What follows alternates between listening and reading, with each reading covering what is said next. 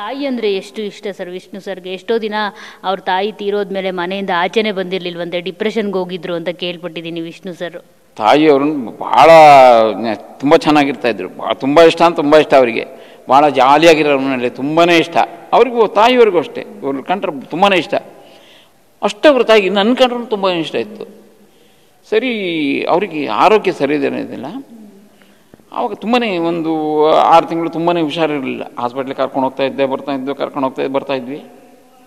ಒಂದು ದಿವಸ ಏನಾಗುತ್ತೆ, ಮನೆಯಲ್ಲಿ ಇರ್ತಾರೆ, ನಾನು ಹಾಸ್ಪಿಟ್ಲಿಗೆ ಕರ್ಕೊಂಡೋಗಿ ಅಡ್ಮಿಟ್ ಮಾಡಿಬಿಟ್ಟು ಬರ್ತೀನಿ ಮನೆಗೆ ಬಂದು ಮೇಲ್ಗಡೆ ಅವ್ರದ್ದು ಒಂದು ರೂಮ್ ಇದೆ, ಮೆಡಿಟೇಷನ್ ರೂಮ್ ಇದೆ. ಆ ರೂಮ್ನಲ್ಲಿ ಅಳ್ತಾ ಕೂತ್ಕೊಂಡಿರ್ತಾರೆ. ಸರ್ ನಾನು ಬಂದೆ, ಅಮ್ಮ ಹೇಗಿದ್ದಾರೆ ಅಂದರೆ, ಇಲ್ಲ ಅಡ್ಮಿಟ್ ಮಾಡಿದ್ದೀನಿ, ಸಾಯಂಕಾಲ ಡಾಕ್ಟ್ರ್ ಹೇಳ್ತೀನಿ ಅಂತ ಹೇಳಿದ್ದಾರೆ ಅಂದೆ. ಸರಿ, ಅಳ್ತಾ ಇರ್ತಾರೆ. ಯಾಕೆ ಅಳ್ತಾ ಇದ್ದಾರೆ ಅಂತ ಕೇಳಿದೆ. ಕೈ ಕೊಡು ಅಂದರು. ಏನಕ್ಕೆ ಅಂದೆ. ಕೊಡು ನೀನು ಅಂದರು. ಕೊಟ್ಟರೆ ಹೇಳ್ತೀನಿ ಅಂದರು. ಕೊಟ್ಟೆ. ಸರಿ, ಆವಾಗ ಹೇಳ್ತಾರೆ, ನನ್ನ ತಾಯಿ ಎಷ್ಟು ದಿವಸ ಇರ್ತಾರೋ ಗೊತ್ತಿಲ್ಲ, ಅವ್ರ ಜೊತೆ ನೀನು ಇರಬೇಕು, ನಿಮ್ಮ ಮನೆಯವ್ರು ನೀವು ಮರ್ತು ಬಿಡಬೇಕು ಅಂದರು. ತಕ್ಷಣ ಸತ್ಯ ಮಾಡಿಕೊಟ್ಟೆ. ಆನಂತರ 2 ವರ್ಷ ಇದ್ದರು ಅವರು. 2 ವರ್ಷ ಇದ್ದರೂ ಕೂಡ ಮನೆಗೆ ನಾನು ಹೋಗ್ತಾ ಇರಲಿಲ್ಲ. ಸರಿ, ಮನೆಗೆ 1 ಅವರ್ ಹೋಗ್ಬಿಟ್ಟು ಬರ್ತಾಯಿದ್ದೆ ಅಷ್ಟೇ. ನಮ್ಮ ಮಗ ಇನ್ನೂ ಚಿಕ್ಕವನಾಗ. ಸರಿ, ಆಗೇನಾಗುತ್ತೆ, ಮನೇಲಿ ನಾನು ಹೇಳಿರಲಿಲ್ಲ. ಮಿಸಸ್ ಹತ್ರ ಹೋಗಿ ಹೇಳ್ತೀನಿ ಈ ಥರ. ಮಿಸಸ್ ಕೂಡ ಒಪ್ಕೊಂಡ್ರೆ, ಆಯಿತು ನೋಡ್ಕೊಳ್ಳಿ ಅಂತ ಹೇಳ್ಬಿಟ್ಟು. ಯಾಕೆಂದರೆ ಅಷ್ಟೊಂದು ನನಗೆ ಅವರಲ್ಲಿ ಪ್ರೀತಿ ಇತ್ತು. ಅವರು ಆ ಥರ ಪ್ರೀತಿ ತೋರಿಸ್ತಾ ಇದ್ದರು. ಅವರು ತಾಯಿ ಮಗ ಇಬ್ಬರು ಅಷ್ಟೊಂದು ಪ್ರೀತಿ, ಅವ್ರ ಕುಟುಂಬದವರೆಲ್ಲ ನನ್ನ ಮೇಲೆ ಅಷ್ಟು ಪ್ರೀತಿ ತೋರಿಸ್ತಾ ಇದ್ದರು. ಯಾಕಂದರೆ ಅವ್ರ ಬಗ್ಗೆ ಹೇಳ್ಬೇಕಾದ್ರೆ ನನ್ನ ಕಣ್ಣಲ್ಲಿ ನೀರು ಬರ್ತಾ, ನನಗೆ ಮಾತಾಡೋಕ್ಕಾಗಲ್ಲ, ಅಷ್ಟೊಂದು ಇದಿತ್ತು ನನಗೆ. ಹಾಗೇನೆ 2 ವರ್ಷ ಆಯಿತು. 2 ವರ್ಷ ಆದರೆ ಕಾರ್ನಲ್ಲಿ ಕರ್ಕೊಂಡು ಹೋಗ್ತಾ ಇರ್ತೀವಿ. ಕಾರ್ನಲ್ಲಿ ಕರ್ಕೊಂಡು ಹೋಗ್ತಾ ಇರ್ಬೇಕಾದ್ರೆ ನಾನು ರಾಧಾಕೃಷ್ಣ ಇದ್ದರು, ಕರ್ಕೊಂಡು ಹೋಗ್ತಾ ಇರ್ತೀವಿ. ಕಾರ್ನಲ್ಲೇ ಹೋಗ್ಬಿಡ್ತಾರೆ.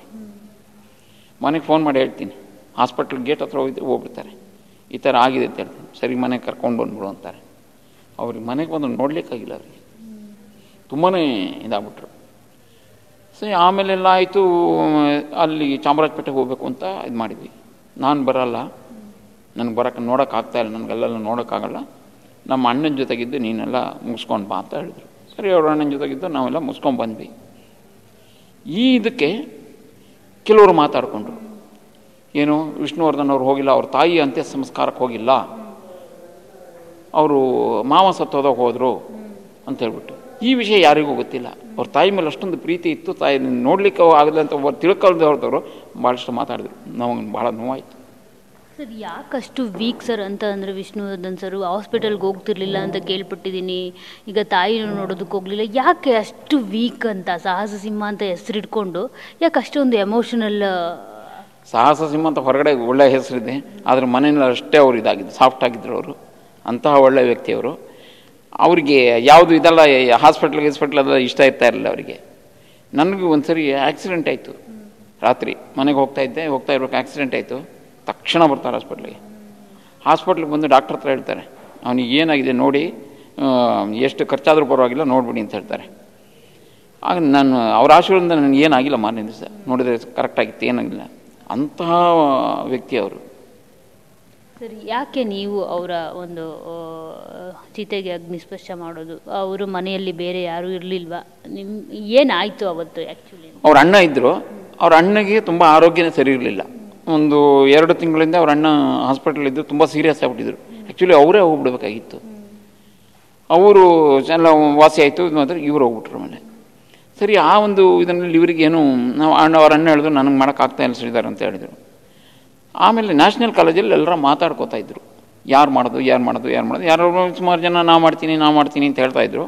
ಆಗ ಅವ್ರ ಅಣ್ಣ ಹೇಳಿದ್ರು, ಬೇಡ, ಯಾರು ಮಾಡೋದು ಬೇಡ, ಮಾಡಿದರೆ ಶ್ರೀಧರ್ ಮಾಡಲಿ, ಅವನು ನಮ್ಮ ಕುಟುಂಬಕ್ಕೆ ಹತ್ತಿರವಾದಂಥವನು, ಅವನು ಭಾಳ ಪ್ರೀತಿಯಿಂದ ಇದ್ದವನು, ನಮ್ಮ ಅಮ್ಮನಿಗೂ ಅವನ ಕಂಡ್ರ ಪ್ರೀತಿ, ಅವನೇ ಮಾಡಬೇಕು ಅಂಥೇಳಿ. ಆಗ ಅಮ್ಮನ ಹತ್ರ ಅಮ್ಮನ ಹತ್ರ ಹೇಳ್ತಾರೆ, ಮಾಡಲಿ. ಆಯಿತು ಮಾಡಲಿ ಅಂತ ಎಲ್ಲ ಕುಟುಂಬದವರೆಲ್ಲ ಒಟ್ಟಾಕೊಂಡು ಮಾಡಲಿ ಅಂತ ಒಂದು ಅವಕಾಶ ನನಗೆ ಸಿಕ್ತು ಆವತ್ತು. ಸರ್, ಈಗ ಎಲ್ಲಿ ಹೋಗಿದ್ದಾರೆ ಅವರ ಅಣ್ಣನ ಫ್ಯಾಮಿಲಿ ಅವರಾಗಿರ್ಬೋದು? ಅವ್ರ ಅಣ್ಣಂಗೂ ಯಾರು ಮಕ್ಕಳಿರಲಿಲ್ವಾ? ಹೇಗೆ ಏನು ಅಂತ ಯಾಕೆ ಯಾರು ಕಾಣಿಸ್ಕೊಳ್ತಿಲ್ಲ ಎಲ್ಲೂ ಕೂಡ? ಯಾರು ಇಲ್ವಾ ಅಂತ? ಅವ್ರ ಅಕ್ಕ ತಂಗಿದಿರು, ಅಣ್ಣ ಯಾರು ಇಲ್ವಾ? ಅಕ್ಕ ತಂಗಿಯರೆಲ್ಲ ಎಲ್ಲ ಮೊದಲೇ ಹೋಗ್ಬಿಟ್ಟಿದ್ರು. ಇವರು ಹೋಗೋದಕ್ಕಿಂತ ಮುಂಚೆ 1 ತಿಂಗಳು ಮುಂಚೆ ತಂಗಿ ಹೋದರು. ಅಕ್ಕ 3 ಜನ ಇದ್ದರು, ಅವರು ಯಾರೂ ಇಲ್ಲ, ಎಲ್ಲ ಹೋಗ್ಬಿಟ್ಟಿದ್ದಾರೆ. ಅವ್ರ ಅತ್ತಿಯವರು ಇದ್ದಾರೆ, ಅಣ್ಣನ ಮಗ ಒಬ್ಬರಿದ್ದಾನೆ, ಮಗಳೊಬ್ಬರಿದ್ದಾರೆ. ಅವರೆಲ್ಲ ಎಲ್ಲ ಆಚೆ ಬರೋದಿಲ್ಲ. ಅವ್ರ ಪಾಡಿಗೆ ಅವ್ರು ಕೆಲಸ ಮಾಡ್ಕೊಂಡು ಅವ್ರು ಇದ್ದಾರೆ, ಚೆನ್ನಾಗಿದ್ದಾರೆ ಅತ್ತಿಗೆಯವರು. ನನ್ನ ಮಗನ ಮದುವೆ ಆಯಿತು, ಬಂದಿದ್ದರು. ಅವ್ರು ಇಲ್ಲೇ ಇದೆ, ಬನಶಂಕರಲ್ಲೇ ಇದ್ದಾರೆ.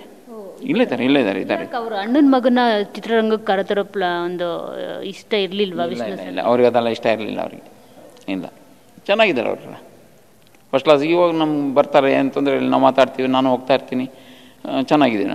ಅವ್ರ ಕುಟುಂಬದವ್ರ ಜೊತೆ ಎಲ್ಲ ಚೆನ್ನಾಗಿದ್ದೀನಿ, ಏನು ತೊಂದರೆ ಇಲ್ಲ.